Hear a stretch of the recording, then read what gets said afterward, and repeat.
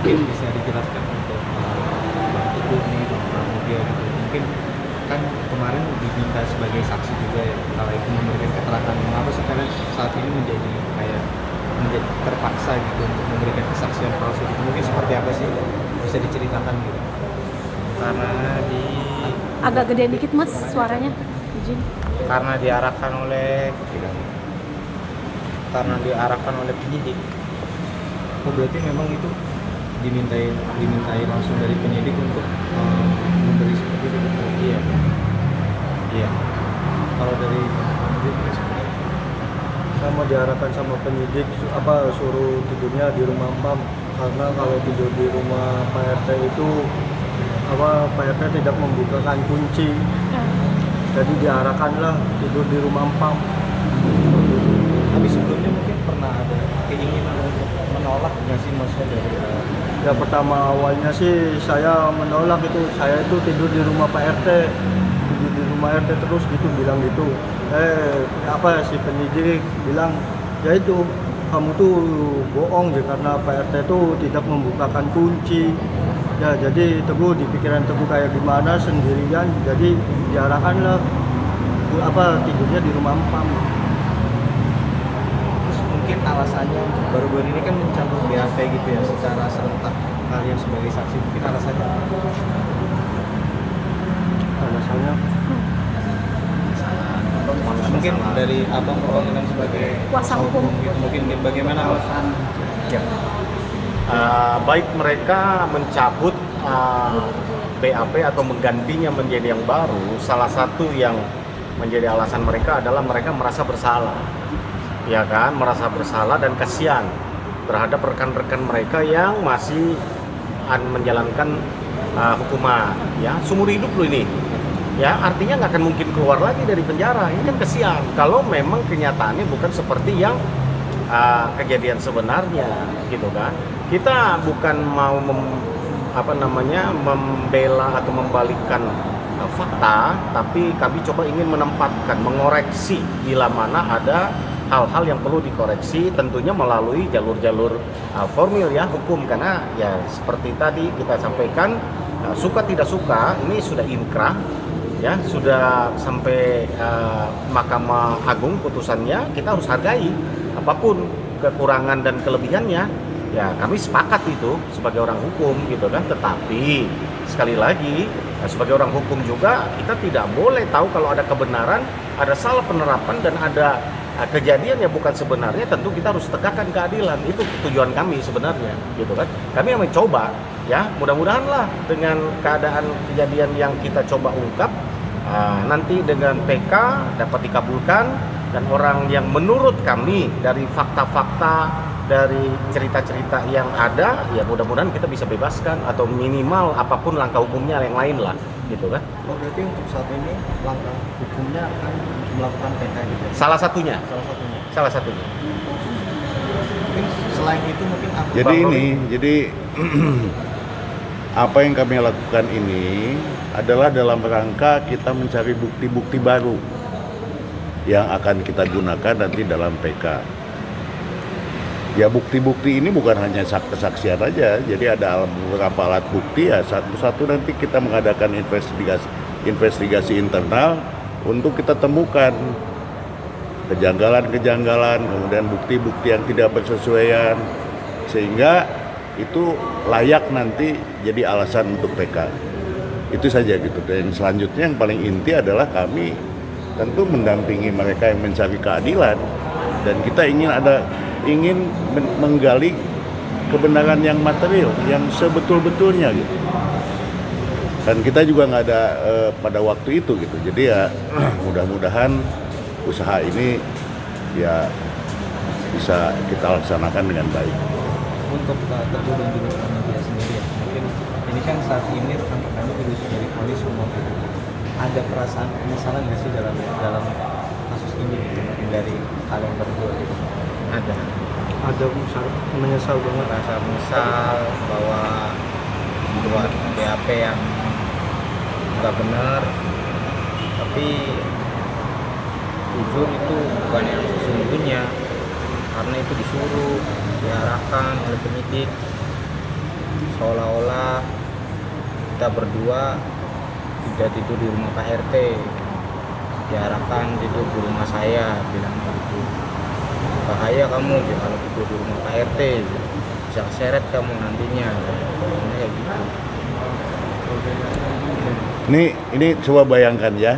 Ini mereka malam itu kumpul ada 10.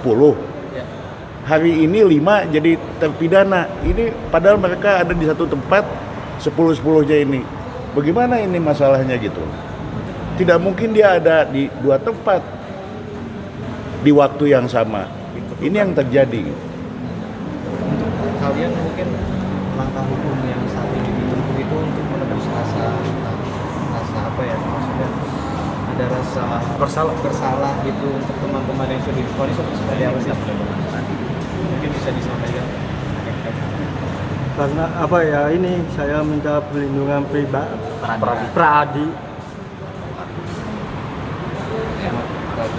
pradi advokat. Mungkin kenal nggak sih sama sosok Peggy sendiri?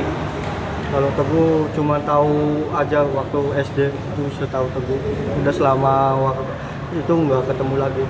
Kalau misalnya satu SD sama Peggy. Peggy atau satu kelas atau gimana? Beda satu tingkat. Oh, lebih ke Peggy. Oh, lebih ke Peggy. Kalau saya emang nggak kenal, Oh, sama sekali nggak kenal ya? soalnya saya sekolah SD bukan di daerah situ sih. Kalau dari kalian sendiri mungkin meyakini nggak sih kalau Peggy ini juga salah satu pelakunya? Kalau dari pendapat kalian? Ya nggak tahu. Kalau menurut saya sih enggak. Kalau dari Ya nggak tahu sih, saya juga. Kemarin kan sudah dipanggil ke Polda Jabar. Apa sih Bang? Jabar. Jabar ya. Gimana Bang? Jelasin. Kemarin kan sudah ada panggilan. Ya itu dalam itu kan ada panggilan dari Polda Jabar. Sehubungan tentu dengan penyidikan atas nama Peggy.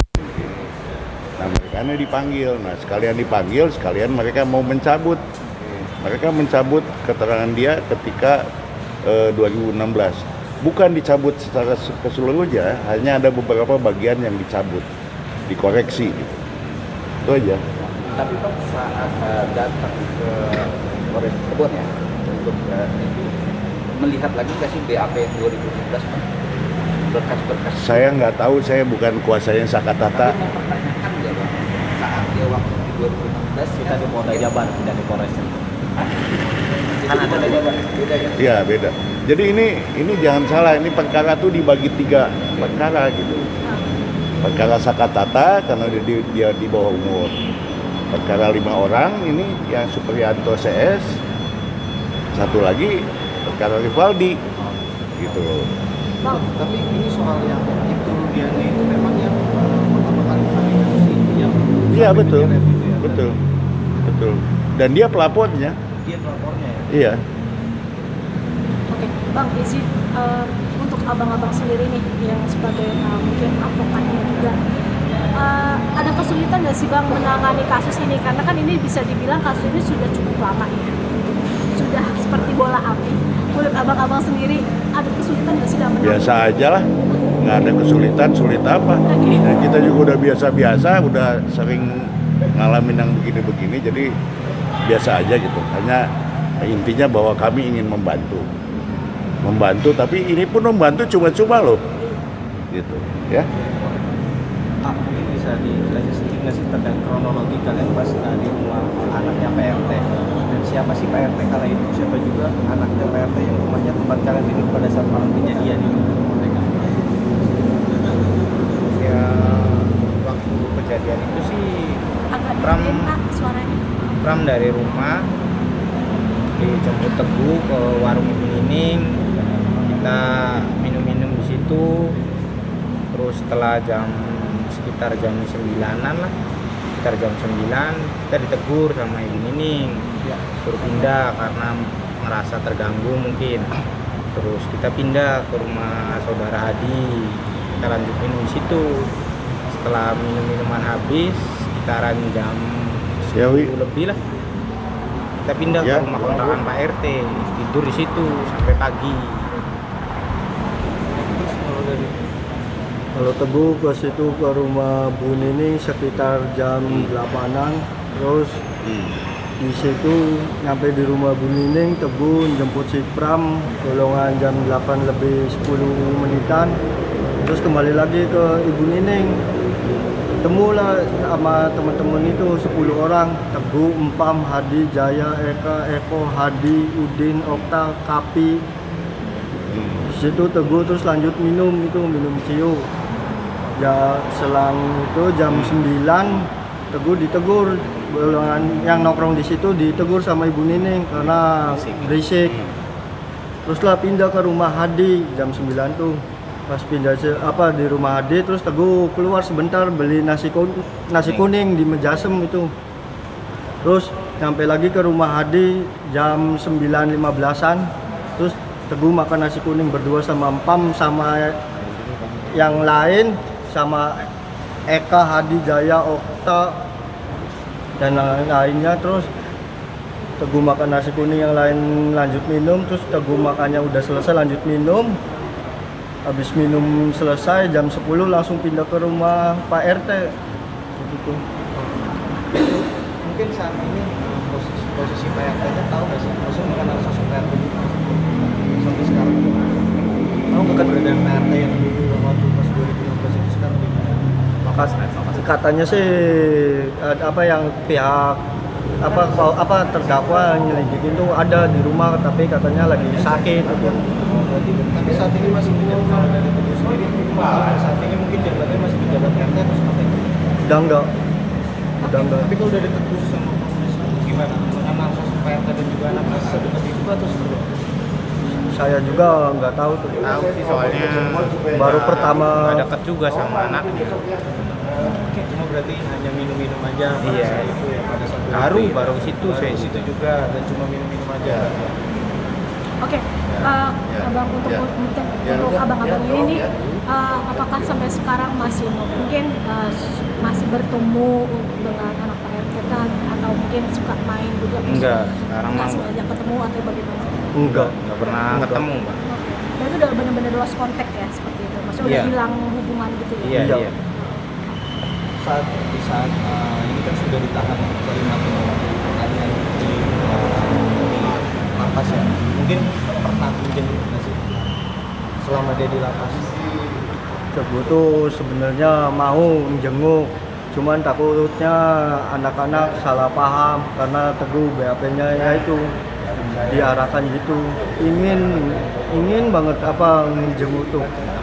Iya, minta maaf gitu. Cuman ya takut salah paham gitu. Jadi teman-teman sendiri kan sudah mengetahui belum sih bang soal kasus ini gitu, maksudnya teman-teman yang teman-teman Teguh ini yang saat ini menjalani hukuman itu udah tahu belum kalau Teguh itu ada keterpaksaan gitu dari penyidik sudah tahu belum? Sudah mengetahui belum? Belum tahu. Belum tahu. Iya. Bang, mungkin tambahan sedikit nih soal saat ini kan Peggy juga sudah mengajukan pra peradilan gitu dari kuasa hukum Teguh, dan kemudian mungkin gimana menyikapinya?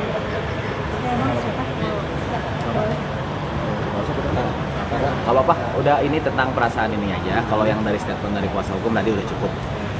Nah ini Pak, Bang. Abang nambahin sedikit bang. Tentang saat ini kan si Upaya hukum Peggy. Peggy kan sudah melakukan pra peradilan juga ya, sudah diajukan dari pihak kuasa hukum. Kalau dari abang gimana menyikapinya?